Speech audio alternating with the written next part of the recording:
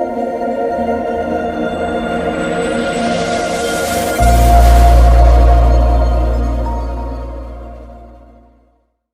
गुरुजी बात वे समय के बाम जौना समय भगवान कन्हैया के बचपना कन्हैया के ठे आदत रहे। आदतिया का रहल कि दूसरे के घरे से मक्खन खाए में उनके बड़ी मजा आवे।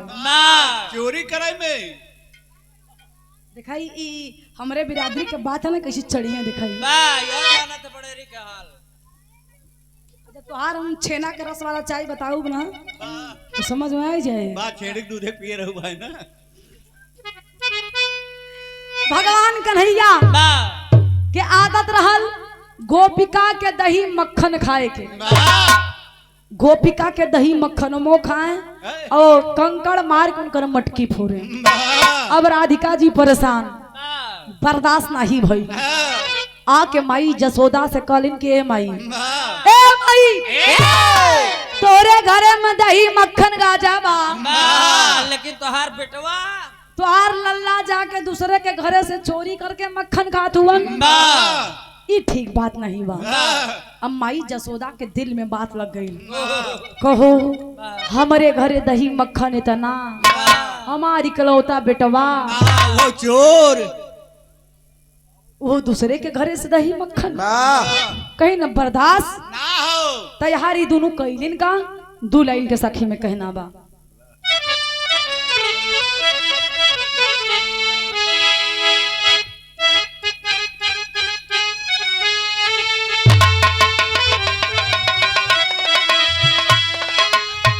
तयक दिन मदन मुरा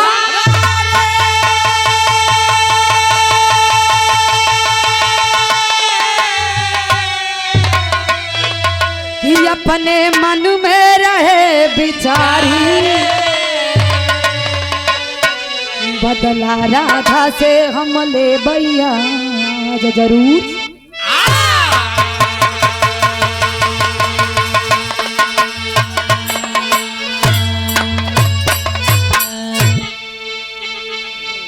एक दिन मदन मुरारी अपने मन में रहे बिचारी बदला राधा से हम ले भैया जरूर। भगवान कन्हैया के जब ओरहाना यशोदा जी के मिलल तो यशोदा जी कन्हैया के कोठरी में बंद कर देली। रात भर न खाना देली न मक्खन दही और कोठरिया में कन्हैया खिसियात हुवन कि जैसे सबेर हुए बिना बदला ले हम मानब।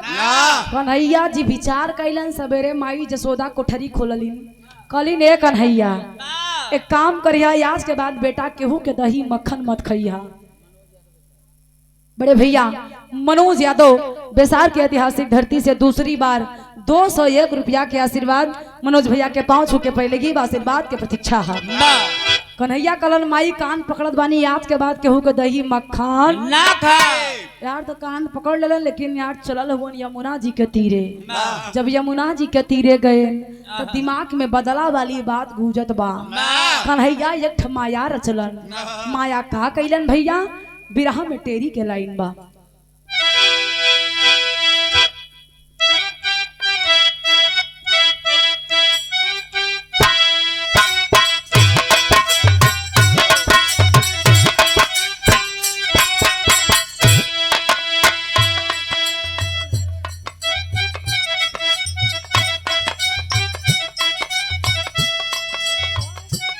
ए भैया भगवान कन्हैया सोचत हुवन कन्हैया सोचत हुवन का सोचत हुवन। अरे अब अरे हमरे में रहा तू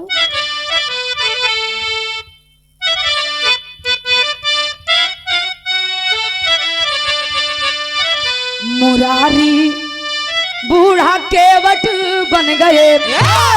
मुरारी बूढ़ा केवट बन गए तपारा पारी दे भाई सबके पर उतारी। मुरारी बूढ़ा केवट बन गए।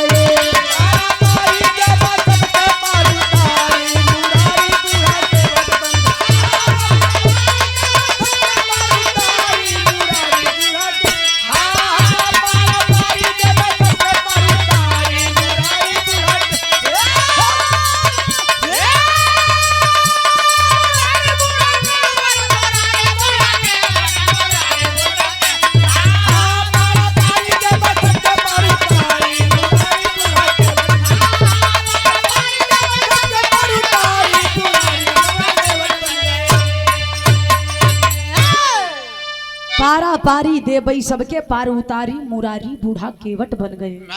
इस भाव को समझते हुए छोटे लाल यादव पतरा की ऐतिहासिक धरती से बाबूजी की तरफ से शानदार 101 रुपया के आशीर्वाद, भैया के बहुत बहुत प्रणाम आशीर्वाद की प्रतीक्षा बा। ए भैया आज भगवान कन्हैया बदला लेवे खातिर एक ठे लीला कैलन। लीलावा का कैलन? बूढ़ा वृद्ध 70 से 75 वाली में, अरे वो 70-75 ना पागल, उमरिया 70 से 75 साल वाली उम्र के भेष बनाए ले। बूढ़ा केवट के भेष बनाए के वही यमुना जी के तट पे बाबूजी बैठ गए। जब यमुना जी के तट पे बैठे तब भगवान कन्हैया जोहत हैं के का राधा के, राधा विशाखा ललिता के आज भेटाई जाती तब तोड़ दे जो हमारे साथे करे ही निकर बदला हम कैलन का। भैया एक लाइन तरज बा,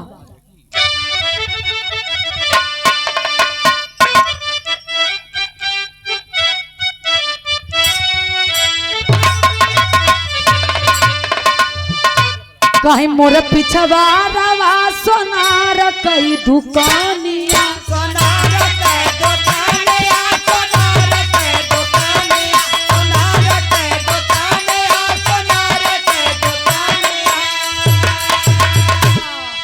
झूलनी गढ़ाल 3 पातियान के, झूलनी गढ़ाल 3 पातियान के, बड़ा नीक लागे गीत आवरतियान के, बड़ा नीक लागे दाही आहिरी नियान के, बड़ा नीक लागे दाही आहिरी नियान के।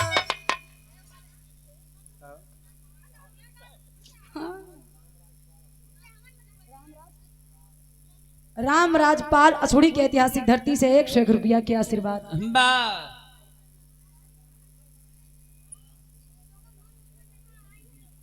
और प्रधान जी के बड़े भैया श्री राम अचल यादव असुड़ी की ऐतिहासिक धरती से गार्जियन की तरफ से 201 रुपया के आशीर्वाद, बहुत बहुत प्रणाम।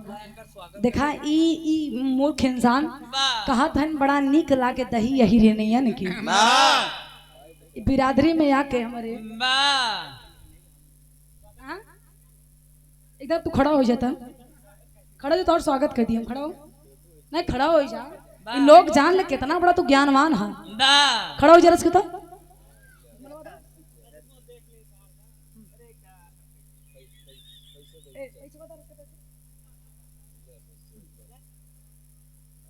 भैया ये एंकर शकल तनी से लोग देखला बा पैसा ला गाड़ी सुना सर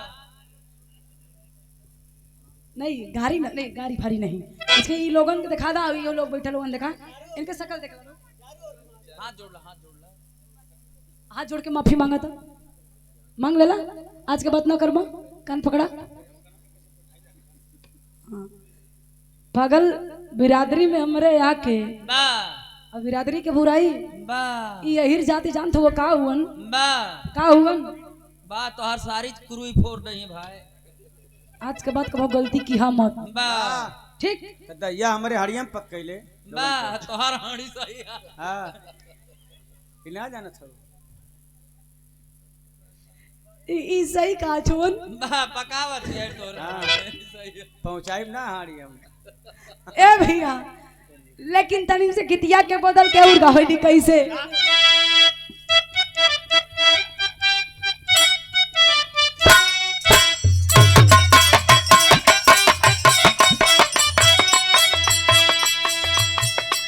झुमका झुलनिया मोर नैहर के निशानिया, नैहर का निशानिया मोर नैहर का निशानिया, नैहर का निशानिया। रतिपाल यादव की ठौली की ऐतिहासिक धरती से शानदार 101 रुपया के आशीर्वाद, बहुत बहुत प्रणाम हो। गाँव में का गाँव में झुमका झुलनिया मोर नैहर के निशानिया, नैहर का निशानिया मोर नैहर का निशानिया, नैहर का निशानिया मोर नैहर का निशानिया। तोड़ दिहला रात या भियारिया में, तोड़ दिहला रात या भियारिया में, पगलाई गइल राजा हो सजारिया पे, पगलाई गइल राजा हो सजारिया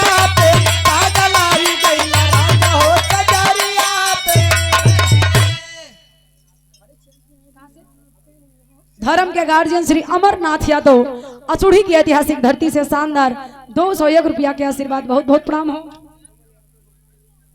कमल यादव मास्टर साहब अचूड़ी की ऐतिहासिक धरती से शानदार 201 रुपया के आशीर्वाद, गुरुजी के पैर छू के पहली की बात आशीर्वाद की प्रतीक्षा है।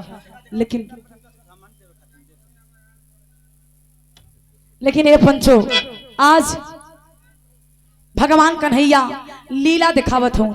लीलावा का दिखौलन,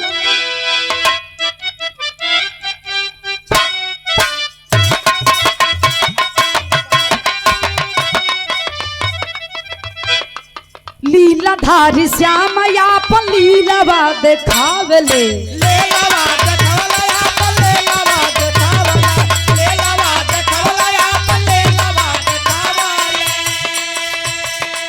बैठले के हाथ पटवारिया के, बैठले के हाथ पटवारिया के, केहू जाने नाही माया गिरधारिया के, केहू जाने नाही माया गिरधारिया के, केहू जाने नाही माया गिरधारिया के, गिरधारिया के हो गिरधारिया के, गिरधारिया के हो गिरधारिया के, केहू जाने नाही माया गिरधारिया के, केहू जाने नाही माया। और ये देखें आशीर्वाद मिला कालू राम यादव पतरा की धरती से शानदार 101 रुपया के आशीर्वाद, बहुत बहुत प्रणाम बा।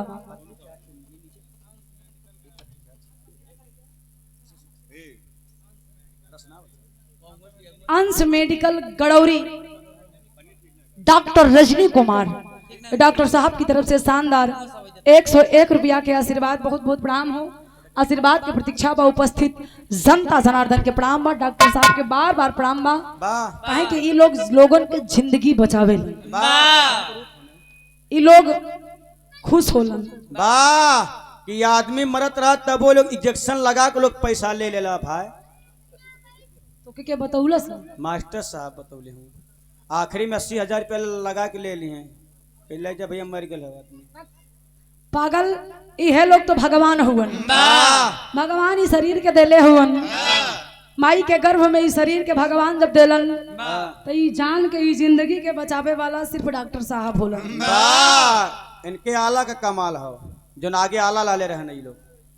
बहुत बहुत धन्यवाद। हाँ ई आदमी के कहे पे आप बुरा मत बनी। हाँ अरे नटैया में जो अलवा टांग ले डॉक्टर साहब लोग। डॉक्टर साहब आपके जरूरत बा, कहाँ हुवन डॉक्टर साहब? आपके जरूरत है एसिडिटी हमारी फैल हो, इनके जरूरत बा, इनके तनिक दिमाग के नस सोना ढील हो चुकी है, वो हमके लागत दब गई बा। ओके ए भैया, लेकिन भगवान कन्हैया लीला दिखावत हुआ। लीलावा का दिखौलन,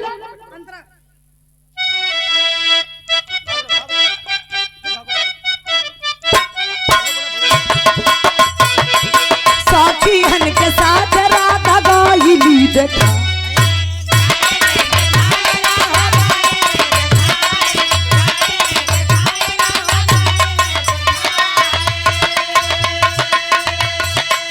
काहे दे बतादा हमके पारवा लगाई, पारवा लगाए हमके पारवा लगाए, पारवा लगाए हमके पारवा लगाए।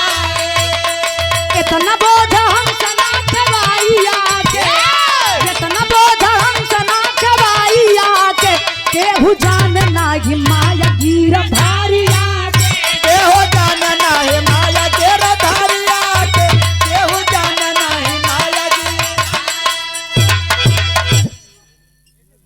देखिए हमारे बड़े भाई विजय यादव मीडिया प्रभारी और जिला पंचायत पद के प्रत्याशी बेसार की ऐतिहासिक धरती से चलकर आए। शानदार 51 रुपया के आशीर्वाद, पैर छू के पहले की आशीर्वाद की प्रतीक्षा है। एकदम आपका गीत हो समाजवादी गीत के फरमाइश बनकर कुर्तवा देख के हम समझ गए समाजवादी शेर होगा। हाँ जब हम विराह गावे थे शुरुआत करे ना तो ही कुर्ता करे है। हम एक बार का पहन के छोड़ दे, अब इनके रखलते रही खातिर नहीं, समाजवादी पार्टियां नहीं छोड़े ही, पहनाव छोड़ दे। कैसे कि देखा जो ने पोशाक होला, पहनाव होला, लड़की और लड़के का अलग होता है। हाँ वो फैशन के लिए आप लोग पहना वो अलग चीज है, हाँ। लेकिन जोन बनल बा तरीका वो तरीका अलग बा। अगर लड़की जींस पहन के बिरहा गाँव में हाँ। तो अशोभनीय बा, वाह। कुर्ता पहन के बिरहा गाँव में तो अशोभनीय बा। कैसे कि लड़कियों के लिए पोशाक अलग बना है। अब लड़का अगर कुर्ता पजामा छोड़ के सलवार समीज पहन ले, बात कही एक नंबर छक्का जाता है जरा। सच्चाई बा, सबके पहनावा अलग बा। वाह बहुत बहुत धन्यवाद। वो फैशन का करबा, लड़की लड़का से कम थोड़ी न बटी। वाह। मार्केट में चला जा तक पहचान में आई कि लड़की है कि लड़का। वाह। हाँ? बार कटा ले ही बॉय कट। वाह। सही बात बताओ। मुर्गा कटिंग अब कटत हो। बॉय कट बार कटा ले यहाँ, टोपी बढ़िया से लगा ले यहाँ। वाह। कई जगह पैंट कुकुरे फरवा दी हैं, कुकुरा कुल पैंट फल्ले रहते ज्यादा हैं। बिरादरी के हमरे बेइज्जती कर दो, पागल ना बोलो। ए भैया, आज भगवान कन्हैया वाह वृद्ध केवट के भेष बना के उ घटवा पे बैठल हुए यमुना जी के तट पे। तब तक राधिका जी अपन मंडली लेके दही मटकी लेके ठुमकत चली आवत हुई। कन्हैया दूरे से देखलन, कलन जतना जने बैठे रहुआ केवट सबके याद छुट्टी बा। गलती से क्यों दिखाया, अगर क्यों दिखाई गया हमसे बुरा क्यों होए ना, सब केवट की छुट्टी दे दे। अब कन्हैया जी वृद्ध केवट बेस बना के बैठा है। राधिका जी आइन कहीं कहो दादा, ए दादा। अब देखा एक्टिंग भी करत होवन कम सुने वाला। 70-75 के बाद पुरनिया दादा लोग के कम सुनाई देत हो। वाह। 2 बार बोलौलिन, 3 बार बोलौलिन, लगवा गइलिन, कहलिन ए दादा। कन्हैया धीरे से देखन, कहीं का बच्ची कहलिन ए दादा ये बतावा ई घाटावा के केवट सब कहाँ गए। कहना सबका छुट्टी बा। कहीं तू छुट्टियां नहीं ले, कहन हम छुट्टी नहीं ले बाटे, हम यार बाहर मनई पार कही देव। कहीं दादा इज्जत के बात आए, मार दही मटके अगर मथुरा में ना पहुंचा तो कन से बड़ी मार मारी केहू के जिए। एक काम करा, हमका से एक पार उतार दा। कन्हैया कहन है तो ना उम्र हमार होई है बा। आज तक ना उर झुबई नहीं भाई। धर्म के गार्जियन अतुल शर्मा डड़वा की ऐतिहासिक सरजमी से शानदार 101 रुपया के आशीर्वाद, बहुत बहुत प्रणाम हो। आशीर्वाद के प्रतीक्षा बा। अब वृद्ध केवट के भेष बनौले हुवन। कन्हैया कहलन की बिटिया हमारा से नाव अब ना खेवाई। राधा कहीं ने दादा बरधा बुढ़ाई जात लेकिन हराई नहीं भूला। एक काम करा, अंदाज से हमके पार उतार दे ना तो बड़ी समस्या खड़ी हो जाए। कन्हैया मने मन का हम तो चाहते यही तुझे बैठा यहाँ राधा के सखियन के बैठा के नाव में कन्हैया जी लेके चलत हुवन। तो गुरु जी तरस बदलत बा।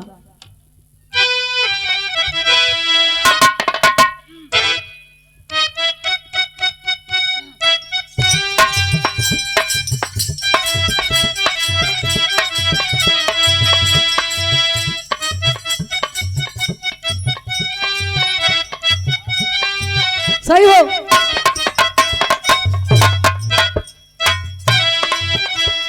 दही बरवा मिलल भतार भतार, कैसे दिन बीती ससुरवा में। दही बरवा मिलल भतार भतार,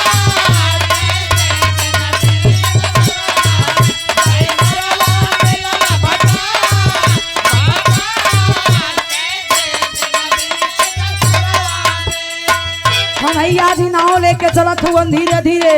जब बीच मझधार में पहुंचलन तो नैया लगन लहरावई। आ जब नैया लहराए लगल तो राधा कहत ए दादा, ए दादा बड़ा डर लागत कि लागत तू जनवा ले लेबा।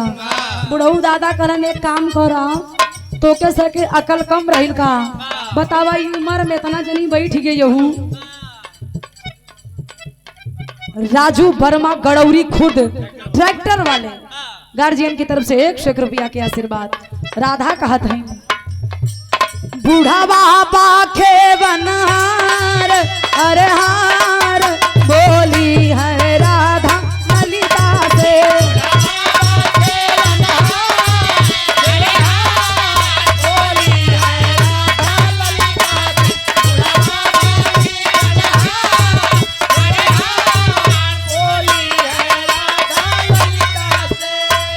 दहिया मट मुसकी सगरों फेंकी राधा की ओरिया तब घर देखी कहाँ रहले मुस्कान मुस्कान बोली है राधा राधा रहे मुस्कान मुस्कान बोली है राधा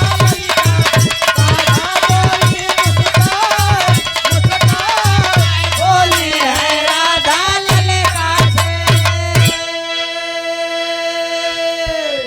ए पंचो भगवान कन्हैया वृद्ध केवट के भेष बनौले हुआ नैया जब डगमगाए लगल राधा कहीं ने दादा लागा तू धनवा ले लेबा कन्हैया मुस्कियाए कहन कहन बिटिया इतना उम्र हमार होई के बा ई बुढ़ाई उम्र में तू इतना जनी बैठी गऊ नाव पे बतावा ई उम्र में कैसे हम नाव पार लगाई राधा कहीं तब दादा कहन एक उपाय बा कहन उपैया का बा कहन जितना दही मटकी लेके बैठी हाथ गऊ कुल दही मटकी यमुना जी में है एकदम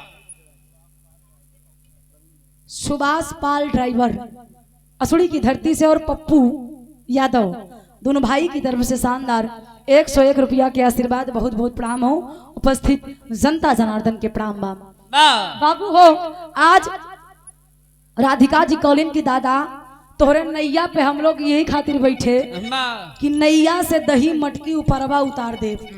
अच्छा ये बतावा जब दही मटकी यमुना जी में फेंक दे तब पार कैसे लागत अब पार जाप का करे कन्हैया कहन पगलो अगर जानवा रहे तो रोज दही मटकी पहुंचौबी का चाहत हूँ दही मटकी के साथ यमुना जी में डूब जा राधा कहीं नहीं दादा कहन जितना जल्दी हो सके उतना जल्दी दही मटकी राधिका ललिता से कहीं नहीं ललिता एक काम करा जान रही तो जहान रही दही मटकी फेंका और अपन जान बचावा दही मटकी यमुना जी में सखिया यापन फेंक दी और धीरे धीरे कन्हैया नाव लेके आगे चलल हुवन और जब आगे लेके गईलन फिर से नैया लहरावे लगन जब नैया लहरावत हुवन तो राधिका सवाल करत हई तरज बदल गई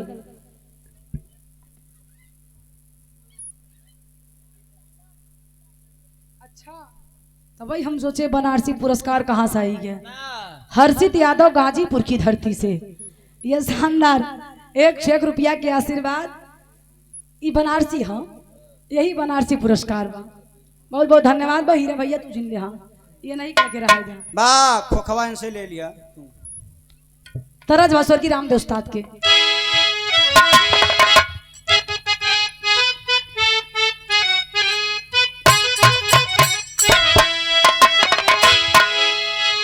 अरे हमारे पाई जे बरा जगीरा जड़ादा ईश्वर की रामदेव उस्ताद के तर्ज बा लेकिन तरस से बढ़िया भाव हुआ ए भैया आज भगवान कन्हैया राधिका जी के लेके जब यमुना जी में चलत हुवन कुछ दूरी पे गईलन दही मटकी फेंकवौलन लेकिन जब कुछ दूरिया पे गईलन फिर से नैया लहरात बा और जब नैया लहराए लगल तो राधा कहत कि दादा दहिया मटकी फेंकवाई दिया अभी शरीरिया बचबा का चाहता कूद जाई कन्हैया कहला नहीं अब एक जुगाड़ बा का जुगाड़ बतौलन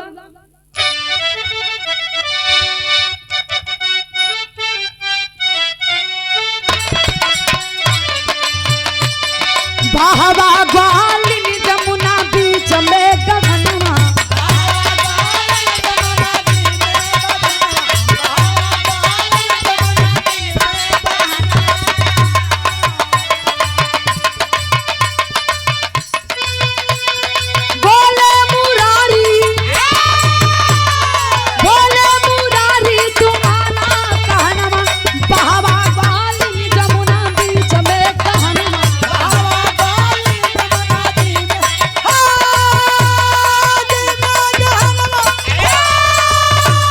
बहुत अच्छे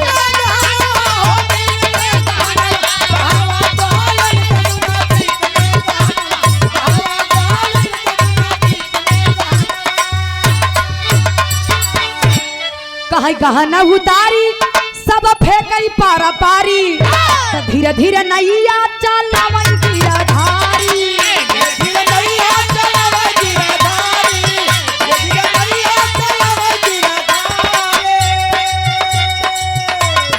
कहे बूढ़ा केवट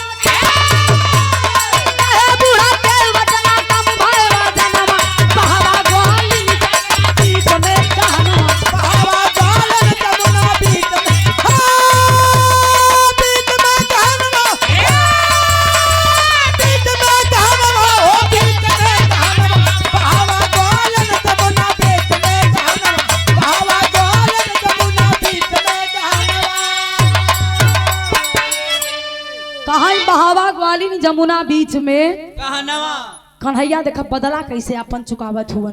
बीच में ले गए नैया डगमगावे लगलन, कहलन हे राधा अगर जनमा बचावे के बा पूर्व प्रधान असुढ़ी श्री मथुरा प्रसाद गार्जियन की तरफ से शानदार 101 रुपया की आशीर्वाद। दातार सुखी रखें, बड़का भैया सब सुखी रहें। बहुत बहुत धन्यवाद। भैया के परिवार सुखी रहे। ए भैया आज भगवान कन्हैया जब बीच में नाव लेके गईलन, श्री राम जनक गढ़वरी के ऐतिहासिक धरती से भैया की तरफ से बाबूजी की तरफ से शानदार 51 रुपया के आशीर्वाद। बहुत बहुत प्रणाम बा। एक स्वर में जय कृष्णा, जय यादव, जय माधव।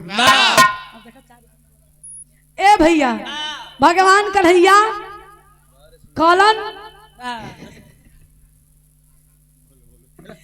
एक काम करा, जो है गहनावा पहनले हो ना, गहना उतार के यमुना जी में फेंक दा, तुहार वजनवा कम हो जाए। राधा कहीं सुना दादा पार करे खोत करा, नहीं तो बहुत मूड खराब होता। कन्हैया कहे ने बिटिया हमार 70-75 पूर हो चुका बा, हम तो लड़का बच्चा परिवार सब देख ले है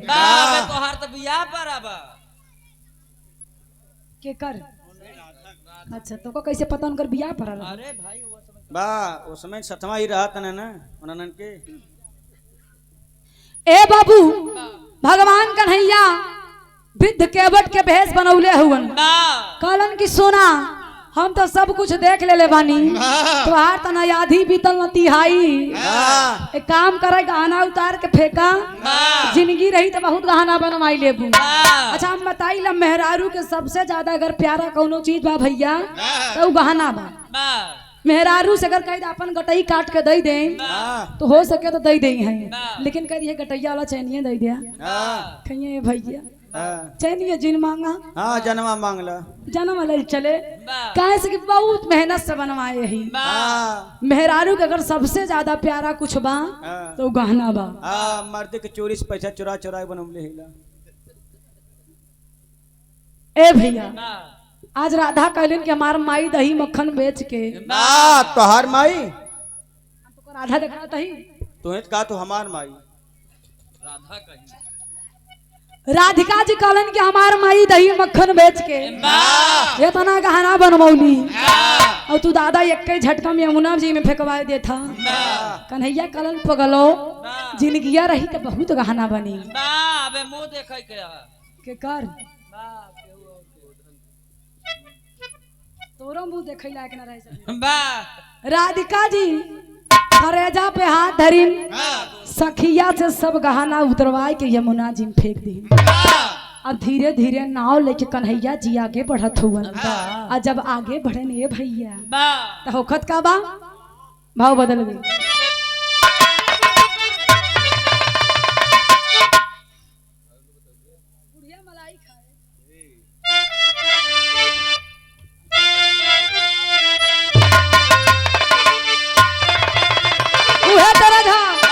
ए राजा हम के बनारस घुमाएगा, हम के बनारस घुमाएगा, ए राजा हम के बनारस घुमाएगा। चल के गोदौली वाला पनावा खियाएगा, चल के गोदौली वाला पनावा खियाएगा। राजा हम के बनारस घुमाएगा,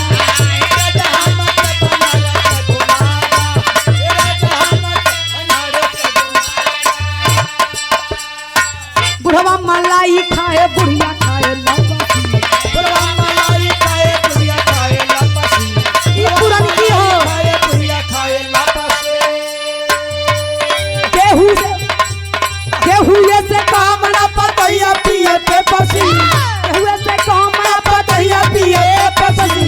बुढ़वा मलाई खाए बुढ़िया खाए लपसी, बुढ़वा मलाई खाए बुढ़िया खाए लपसी, बुढ़वा मलाई खाए बुढ़िया खाए लपसी।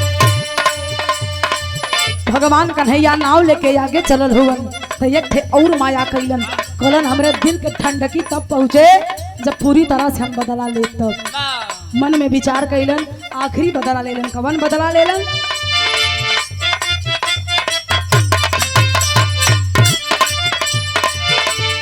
काहे श्याम तना के बहावा कुलबा सनवा, काहे श्याम तना के बहावा कुल बसनावा, काहे श्याम तना के बहावा कुल बसनावा। तबे हलुकाई नैया माना मोर कहानवा, तबे हलुकाई नैया माना मोर कहानवा। काहे श्याम तना के बहावा कुलबा सनवा, काहे श्याम तना के बहावा कुल बसनावा, काहे श्याम तना के बहावा कुल बसनावा।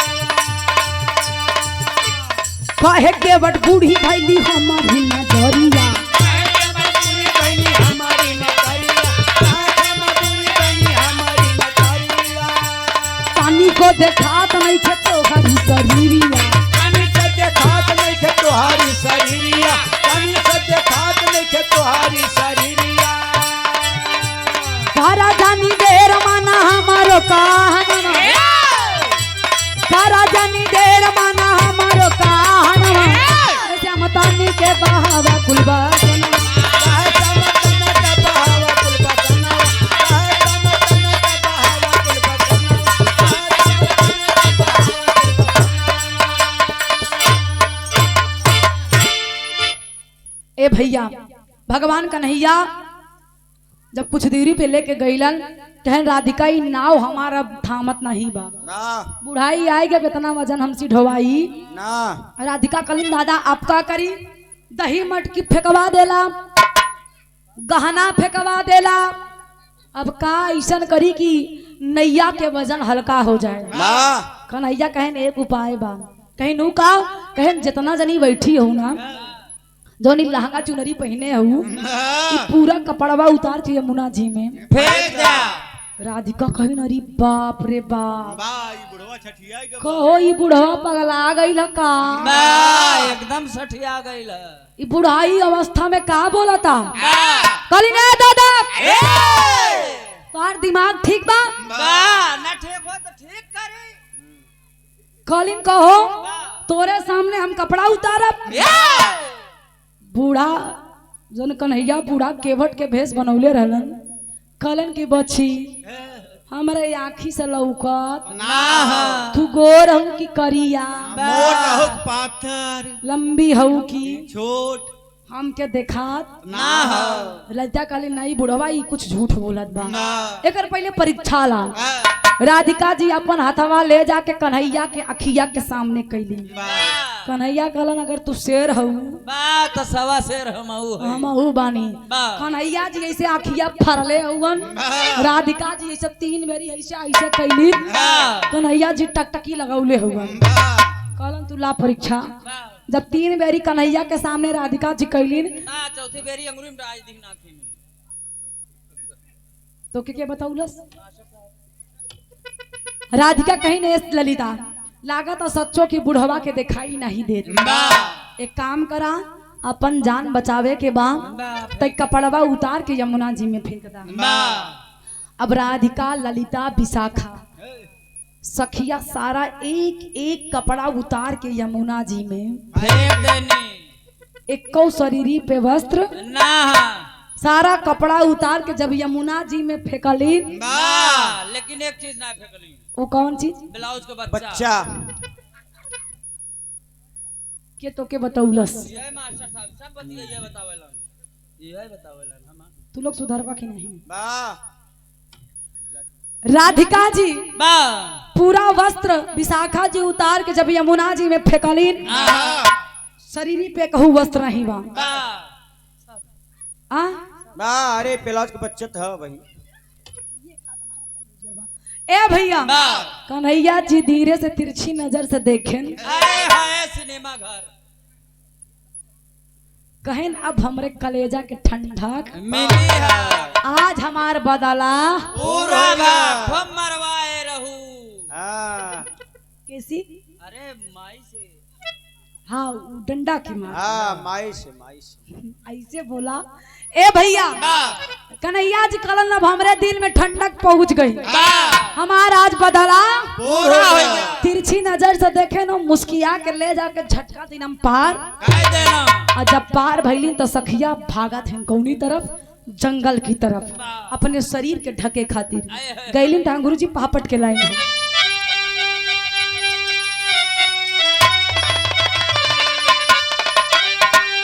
अरे पारा पारी सब उतारी सारी नैया में, अरे पारा पारी सब उतारी सारी नैया में, तो देख के दासा कहाँ से ले मुरारी सारी नैया में।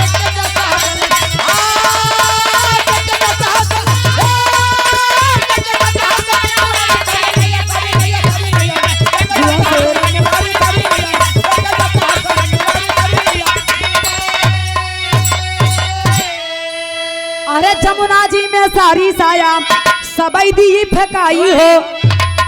ए बाबू आज सारा वस्त्र उतार के जब जमुना जी में फेंकलिन पार भैलिन तो जंगल की तरफ भागल है। जब जंगलवा की तरफ गलिन ए पंचो अपने शरीरिया के ढाकत है इनके थुआ से आल्हा में कहना पड़ा।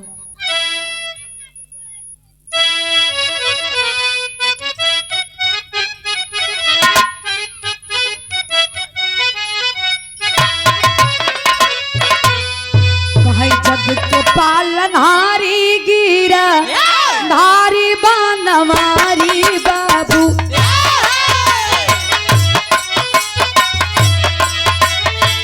साथिया के साथे कैले मीराबाया,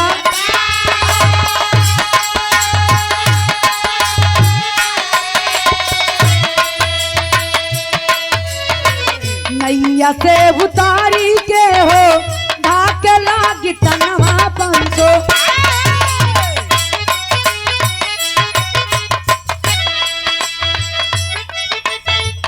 केहू आम महुआ केहू केरावा के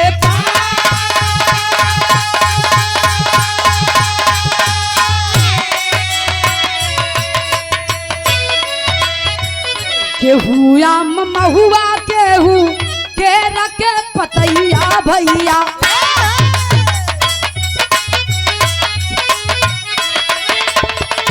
हरि हो मुरारी बैठ कदम की डाल।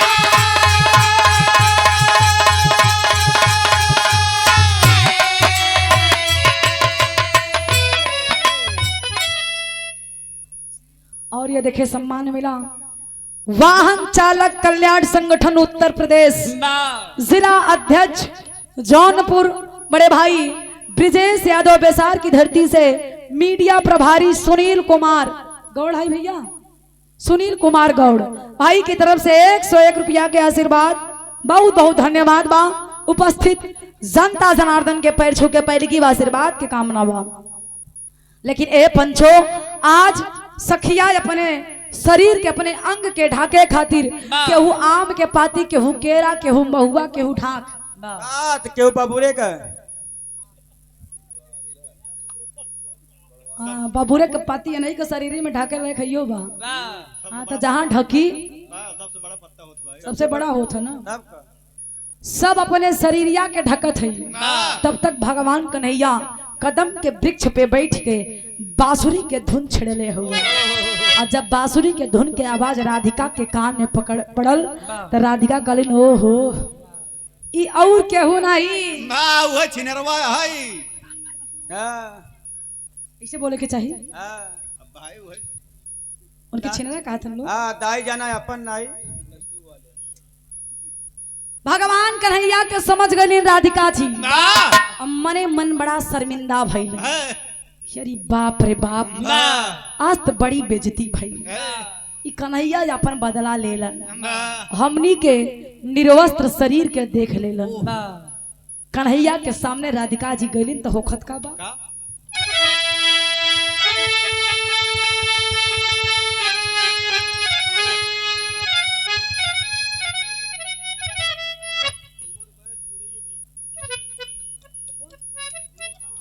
रोशन लाल उमर बैस उड़ैया ढी की ऐतिहासिक धरती से शानदार ये 201 रुपए का आशीर्वाद गार्जियन के पैर छू के पहलगी हो। उपस्थित जनता जनार्दन के पैर छू के प्रणाम बा, आशीर्वाद के कामना बा। खड़ी में कहना हा गुरु जी।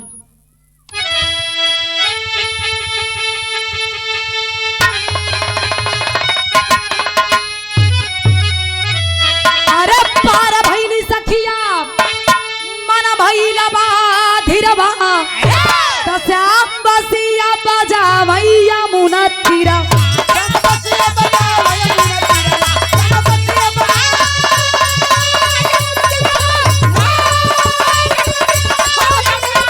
ये से हमारे बहादुर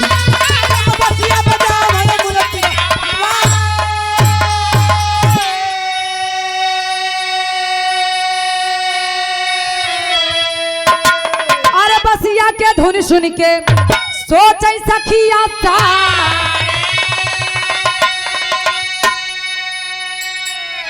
और देखी के कन्हैया के झंखई राधा प्यारी।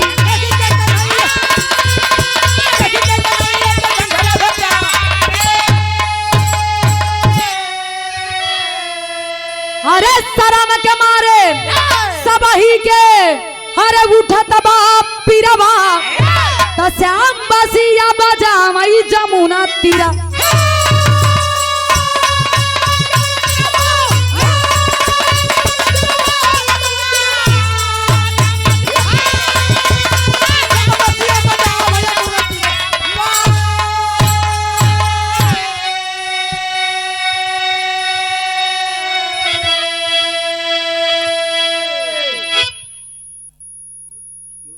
धर्म के गार्जियन राम नारायण यादव रमईपुर की धरती से शानदार ये 51 रुपया के आशीर्वाद, बहुत बहुत प्रणाम हो। आशीर्वाद के प्रतीक्षा बा। ए पंचो भगवान कन्हैया के पास राधिका जी जाके हाथ जोड़ के कलिन कन्हैया जवन रोज कैला ठीक कैला, लेकिन आज जोन कैला ना ये गलत बा। अरे आपके अगर बदला ले वही के रहे तो और भी तरीका रहल। हमनी के निर्वस्त्र शरीर देख के आपके काम मिलल। कन्हैया हंसे लगलन, कहलन ए राधा हम आज पहली बार ना देखले हई, हम तो रोज ही देखीला। जब पनिया में नहालू तब। राधा कहलिन कब? कहलन जब यमुना जी में डुबकी लगावे लू तू सखिया के साथ में कपड़ा उतार के तबे हम देखीला। राधिका कहलिन लेकिन तू वहां तो ना रहेला। कन्हैया कहलन ई के कहलस कि हम ना रहीला। प्रकृति में भी मेरा वास है, कड़ कड़ में मेरा वास है। आज के बाद एक बात कान खोल के सुनना, कभी भी खुले स्थान पे खुले मैदान में निर्वस्त्र होके मत स्नान करना। राधिका कालीन हमके लगल तो वहां केहू ना रहेला। कन्हैया कहलन प्रकृति के भी जीव हो, प्रकृति के भी नेत्र होला, उहो लोग देखेलन। तो तोके कैसे पता कि केहू ना देखलस? कन्हैया जी वह समय एक बात कहलन कि आज के बाद वो चाहे 4 दीवारी के अंदर, वो चाहे 4 दीवारी के बाहर, चाहे स्त्री हो चाहे पुरुष हो, निर्वस्त्र होके स्नान नहीं करना चाहिए। और जो निर्वस्त्र होके स्नान करेला वो कम से कम 7 पीढ़ी तक पाप के भागीदारी होला, उके नरक मिलेला। ये से प्रमाण हा और सच्चाई बा। कभी भी इंसान को निर्वस्त्र होके स्नान नहीं करना चाहिए। शरीर पे अंग होना जरूरी है, वो चाहे 4 दीवारी के अंदर हो चाहे 4 दीवारी के बाहर। लेकिन लड़का तो सब करे ना, छोटका लड़का बा वो गार्जियन के कमी होला। ए भैया यही से भगवान कन्हैया एक सीख देलन कि आज के बाद कोई निर्वस्त्र होके स्नान नहीं करेगा। राधिका ललिता विशाखा अपन गलती के एहसास कैलिन, भगवान कन्हैया से माफी मंगलिन, एक निर्णय ले लीन, एक प्रतिज्ञा ले लीन कि आज के बाद कभी निर्वस्त्र होके हम लोग स्नान नहीं करेंगे और खुले में तो बिल्कुल नहीं। ए भैया भगवान कन्हैया अपन बंसी बजौलन, सारा वस्त्र आके राधिका जी विशाखा जी के पास में आके गिरल, फिर से अपने शरीर के ढकलिन और जाके फिर से अपने वो लोग घर गईलिन, पूरा गहना दही मटकी फिर से वापस आई। यही से कहल गई लोग कि भगवान कन्हैया के हर लीला के पीछे कौनो न कौनो रहस्य छिपल नहीं। तो लड़का का कहीं जानत हुआ, जैसे माई बाबू लड़का के कहीं बेटवा ये सब गलत काम मत करा, जैसे कोनो लड़की से बतला छुन कहीं बेटा ये सब काम ना करे के चाहिए। कहीं बड़का बुद्धिमान भैया जेका पूजा थे ना वो 16 से मेहरारू रखे रहे, तो कहा हमें खनाई रख सकी थी। सोचा कन्हैया के बराबरी करता हुआ मेहरारू के लेकिन कन्हैया बहुत कुछ कैलन, समाज के हित के बारे में बहुत कुछ कैलन, समाज कल्याण के खातिर बहुत कुछ कैलन। का वो तोरे सबके बस के बात बा? भगवान कन्हैया गोवर्धन पर्वत के अपने कनिष्ठा से उठौलन। गोवर्धन पर्वत के बाद जिनकर एक थे 1600 नारी वह रखना गोबरे के ऊपर ही के ना उठाई सकता तू लोग। तो भगवान कन्हैया के बा वो तो अहिरा रहना ना, अहिरा रहना ना, शंका बका हाँ 1600 नारी वह रख लेना ना। अरे पागल उ लोग उनके प्रेमिका रहलिन, उनकर भक्त रहलिन। 1600 नारी अहिर रखे के मतलब अहिर छिनरा हम तोरे बस के बात बा? एक ठे रखना पाई बा दूठ रखे देखा ये प्रमाण अथवा दूठ रख ले है। दोनों का खर्चा देख लेता लाइट चलती पागल देखता ना। ए भैया भगवान कन्हैया 1600 नारी के लोग कहलन रखे रहलन, मतलब उनकर प्रेमिका उनकर भक्त रहली। तो 1600 नारियन के साथे में एक साथ रास लीला करें। 1600 रूप रहल भगवान कन्हैया के। एक दिन 16,000 सॉरी ये 16,000 एक रूप नहीं रहल, नंबर नहीं लगावत रहे, एक साथे सबके दर्शन दे। एक दिन नारद जी कहलन कहो तू 16,000 रख ले हुआ तो हमारो नंबर लगाई दा। राधिका सॉरी कन्हैया कलन नंबर तो हाल लग जाई, हमरे पास 16,000 है ना, 16,000 में जवन खाली हुई तू जाओ रही के साथ अपन काम सेट कर लिया। अब नारद जी जब 16,000 के लगे गईलन तो सब के लगे भगवान कन्हैया बंसी बजावत गोड़ मिजवावत बैठल हम। नारद जी कहेन वहाँ गए तो वहाँ रहले, यहाँ आवत यहाँ यहाँ जाते तुम 16,000 के पास हुवन माजरा समझ में जहां से गई रहलन। जब वहां गईलन तो एकदम सैया पे सॉरी झूला पे भगवान कन्हैया पैर धई के बंसी बजावत उन कलन का नारद एक खाली नहीं मिलन। नारद जी कलन प्रभु तो लीला या परम्पार बा 16,000 के साथे थइयो हुआ यूं बैठा है। कन्हैया कहलन ई लोग हमार परम भक्त है, अपने परम भक्त के कबो हम निराश। तो कन्हैया के लीला या परम्पार बा। आखिरी और अंतिम लाइन में कहना है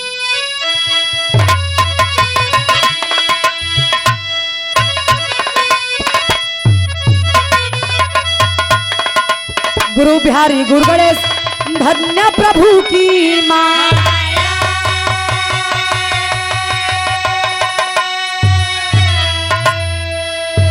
अरे स्वर्ग से चंद्रिका रामदेव बच्चन जी की इच्छा।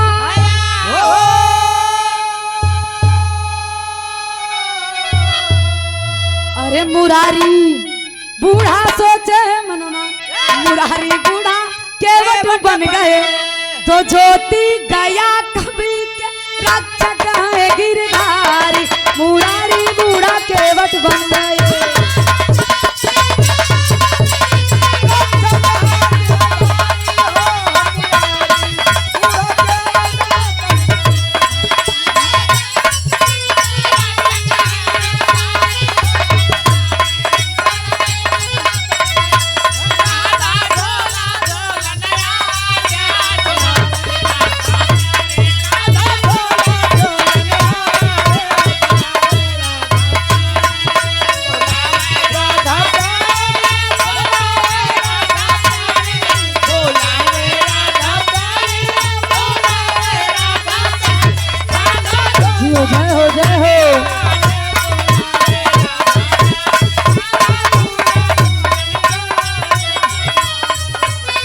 झूलावे राधा प्यारी। ये शानदार 51 रुपया के आशीर्वाद हमरे जिला पंचायत पद के प्रत्याशी विजय यादव बेसार की ऐतिहासिक धरती से बड़े भाई की तरफ से इनका फरमाइश एक समाजवादी गीत बा हो जाए। ओकरे बाद हमारी तरफ से कार्यक्रम के समापन है। चाचा की तरफ से आप लोग गीत संगीत के आनंद लें, फिर वहां से कार्यक्रम समापन रही। अब